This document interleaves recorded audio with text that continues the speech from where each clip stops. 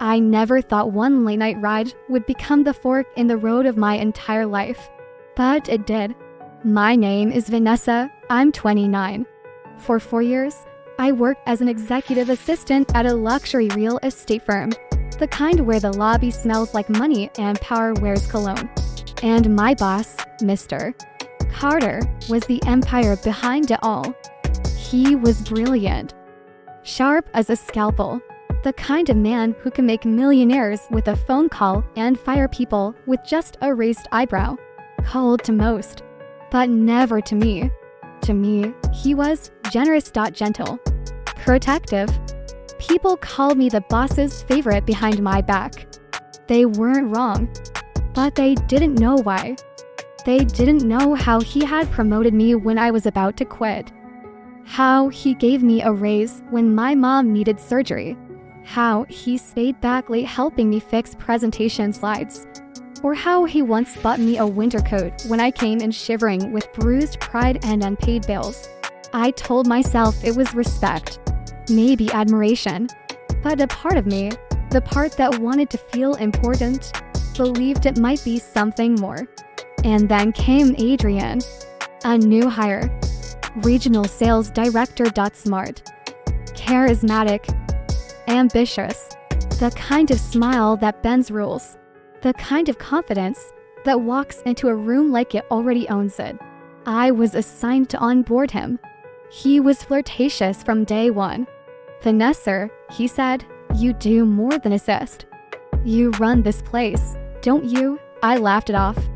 But it stuck. He noticed things. My routines. My coffee order. My perfume.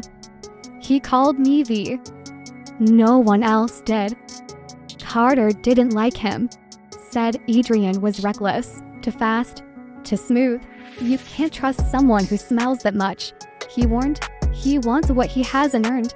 But I didn't listen, because Adrian made me feel seen, young, alive, and one Friday night, after drinks with the team, I offered him a ride. The roads were slick.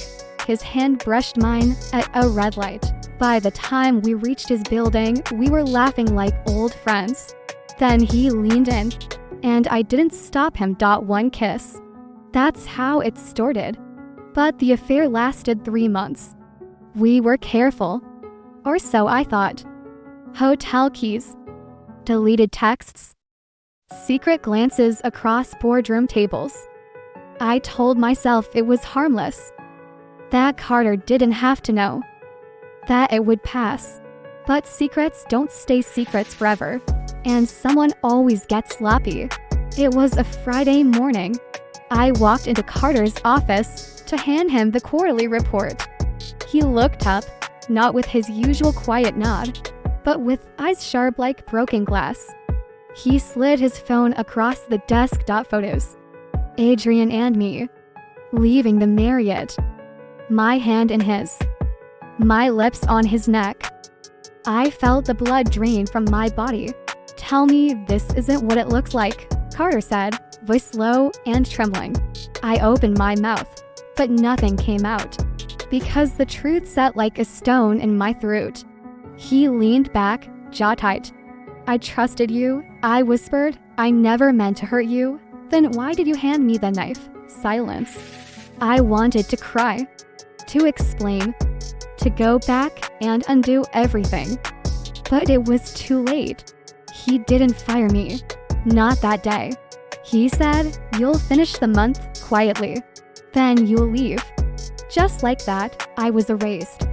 Meetings moved without me. Emails dried up. My access restricted. Adrian didn't even try to fix it. He vanished from the office a week later, rumors swirling that Carter had handled him privately. 2 days before my last paycheck, HR called me in. They handed me a release form and a non-disclosure agreement. No severance, no letter of recommendation. Just a warning, don't test the power of the man you betrayed. I signed in silence. Dignity is expensive. I couldn't afford it. A month later, I saw the news. Carter had landed a $50 million merger.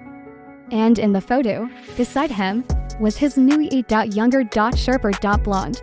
She wore my coat, the same one he once bought for me. I realized then, I wasn't special, I was temporary. Weeks blurred into months. I got a job at a startup, less pay, no benefits. I ate instant noodles and ignored calls from my landlord. My reputation was tarnished, quietly. Efficiently, Carter never spoke about what happened. He didn't have to. He made one phone call and I vanished from the industry's shortlist. Adrian.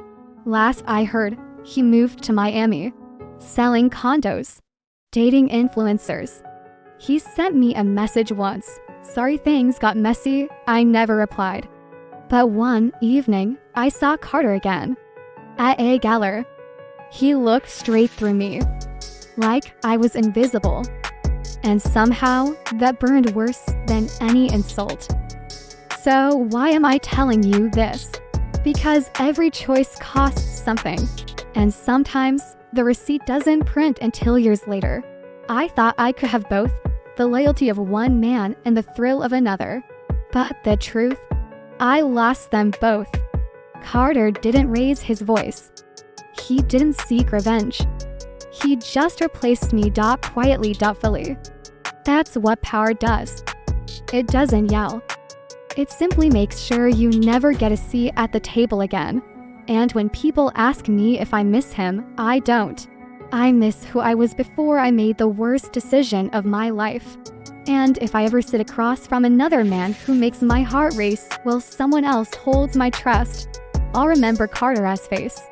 Not angry, just disappointed. And I'll walk away. Because I've learned the hard way, some promotions come with strings.